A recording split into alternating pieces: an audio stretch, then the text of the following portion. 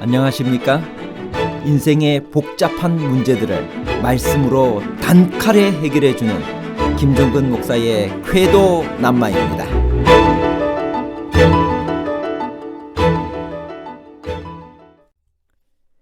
여호수아 18장 28절에 의하면 예루살렘은 베냐민 지파의 기업으로 분배된 성읍이었습니다. 그런데 사사기 1장 8절에 의하면 정작 그 성읍을 점령한 지파는 유다 지파였습니다. 왜 그럴까요? 예루살렘은 베냐민 지파만 단독으로 기업으로 받았나요? 아니면 베냐민 지파와 유다 지파가 공동으로 기업으로 받았나요?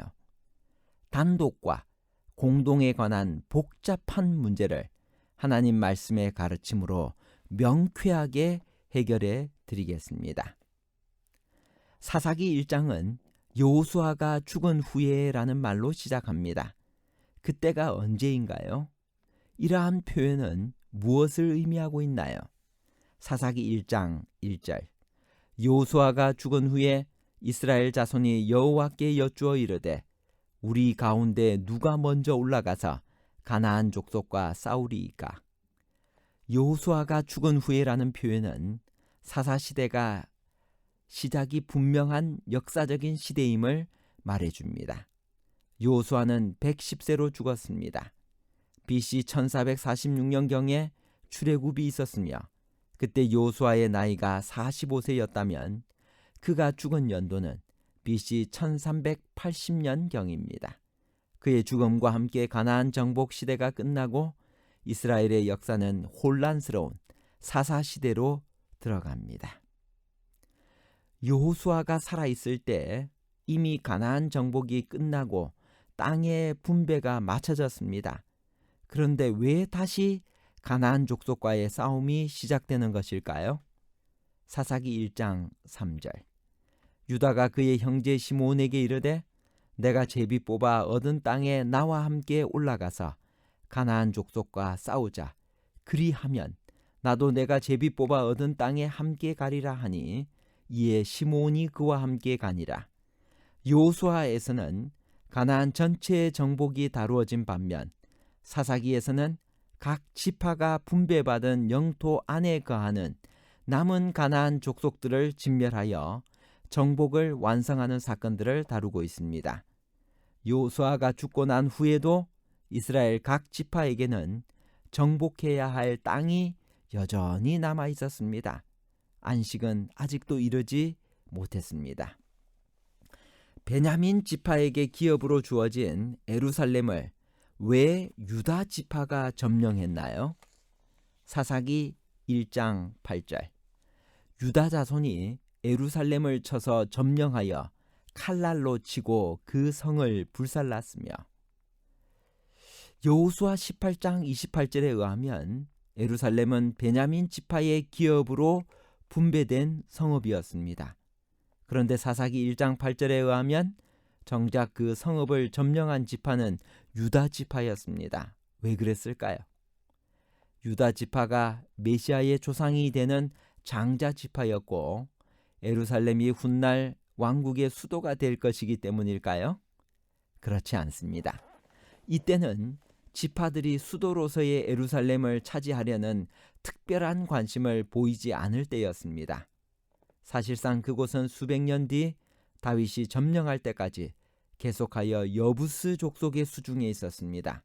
그러므로 유다 지파가 남방 유다의 수도로 삼기 위해 예루살렘을 점령했다고 생각하는 것은 후대 상황을 미리 적용한 시대착오입니다. 그러면 왜 베냐민 지파의 기업인 예루살렘을 유다 지파가 점령했을까요? 그것은 예루살렘이 유다 지파와 베냐민 지파의 기업이 겹치는 지역이었기 때문입니다. 여호수아 15장은 유다 지파가 그 가족대로 제비 뽑은 땅을 소개합니다. 그런데 그 경계 중 하나가 흰놈의 아들의 골짜기로 올라가서 여부스 곧 예루살렘 남쪽 어깨에 이르게 되어 있었다고 기록합니다. 이 경계에 의하면 예루살렘 성 자체는 베냐민에 속했습니다. 그러나 어떤 이유로든 두 지파가 예루살렘을 함께 소유하게 된 것 같습니다. 그래서 유대 전승은 예루살렘 성전의 뜰은 유다 지파에 속하였고 제단과 성소는 베냐민 지파에 속해 있었다고 전합니다. 이런 이유로 유다 지파가 예루살렘을 공격하는 것이 당연하고도 정당하게 받아들여졌습니다. 어떤 지파도 그것에 대해 이의를 제기하지 않습니다. 예루살렘을 베냐민 지파와 유다 지파가 공동으로 기업으로 받았다는 것은 다음에 두 구절을 비교해 보아도 알 수 있습니다. 이 두 구절은 유다 자손과 베냐민 자손이 모두 예루살렘을 점령하려 했지만 그들을 온전히 쫓아내지 못하여 두 지파 사람들 모두 예루살렘에서 여부스 족속과 함께 거주했다고 밝혀주고 있습니다. 여호수아 15장 63절. 예루살렘 주민 여부스 족속을 유다 자손이 쫓아내지 못하였으므로 여부스 족속이 오늘까지 유다 자손과 함께 예루살렘에 거주하니라. 사사기 1장 21절. 베냐민 자손은 예루살렘에 거주하는 여부스 족속을 쫓아내지 못하였으므로 여부스 족속이 베냐민 자손과 함께 오늘까지 예루살렘에 거주하니라. 사사기 1장 8절의 본문은 유다 자손이 예루살렘을 쳐서 점령하여 칼날로 치고 그 성을 불살랐다고 말합니다. 그러나 이 말이 예루살렘에 대한 완전한 정복을 의미하는 것은 아닙니다. 왜냐하면 사무엘하 5장 6절 7절에 의하면 다윗의 군대 장관 요압에 의해 점령될 때까지 그곳은 여전히 여부스 족속이 차지하고 있었기 때문입니다. 그러므로 사사기 1장의 일이 이루어질 때에는 유다 지파가 예루살렘 성의 일부를 취하여 불살은 것은 사실이지만 시온산에 위치한 요새는 정복하지 못했음에 틀림이 없습니다. 이스라엘 백성들에 의한 예루살렘 점령 역사를 정리하면 다음과 같습니다. 예루살렘 왕은 여호수아에게 죽임을 당했습니다. 여호수아 12장 10절에 나옵니다. 그러나 그 도성은 여전히 여부스 사람들이 차지하고 있었습니다. 이에 유다 지파 사람들이 그 성의 일부를 점령하여 불을 놓았습니다. 그 후에 여부스 사람들이 다시 예루살렘을 탈환했습니다. 그 후 세월이 많이 지나 다윗이 예루살렘을 완전히 점령했습니다. 유다는 어느 지파 형제들에게 도움을 요청했나요? 사사기 1장 3절. 유다가 그의 형제 시므온에게 이르되. 시므온 지파는 유다 지파의 남쪽에 인접해서 유다 지파의 땅을 나누어 받은 지파로서 이스라엘 12지파 중에서 인구도 제일 적고 얻은 땅도 18성읍밖에 되지 않았습니다. 강대한 유다 지파는 사실상 시므온 지파의 도움이 필요 없었습니다. 시므온 지파를 전투에 참가시키면 전리품도 나누어 주어야 하고 시므온이 싸울 때 같이 참전해야 하는 등 복잡하고 손해보는 일이 많았습니다.